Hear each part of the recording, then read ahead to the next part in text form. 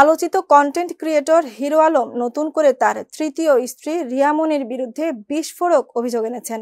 ফেসবুকে একাধিক পোস্ট দিয়ে তিনি দাবি করেন, রিয়া মনি কক্সবাজারে রাত কাটাচ্ছেন তার কথিত প্রেমিক ম্যাক্স অভির সঙ্গে রিয়া ও অভির দুটি ছবি শেয়ার করেন হিরো আলম, যা ঘিরে সামাজিক যোগাযোগ মাধ্যমে শুরু হয়েছে তুমুল আলোচনা।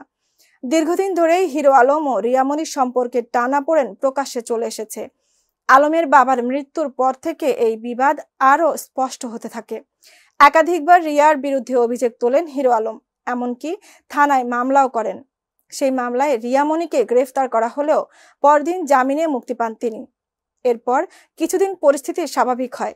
হিরো আলম ও রিয়া মনি আবার কাছাকাছি আসেন, সম্পর্ক মেরামতের চেষ্টা করেন। তবে সেই শান্তির চিত্র বেশি দিন স্থায়ী হয়নি।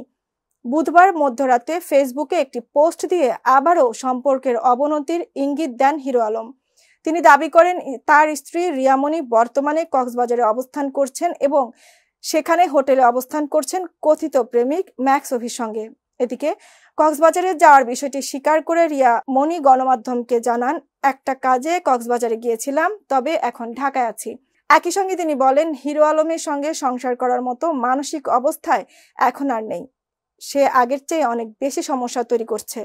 এর আগেও হিরো আলম মানসিক হতাশায় ভুগে আত্মহত্যার চেষ্টা করেছিলেন বলে জানা যায়। তখন পাশে দাঁড়ান রিয়া মনি, তার সেবা যত্ন করে সুস্থ করে তোলেন। কিন্তু যখন সম্পর্ক কিছুটা স্বাভাবিক হচ্ছিল, তখনই আবার নতুন করে ছন্দপতন হলো এই আলোচিত দম্পতির জীবনে।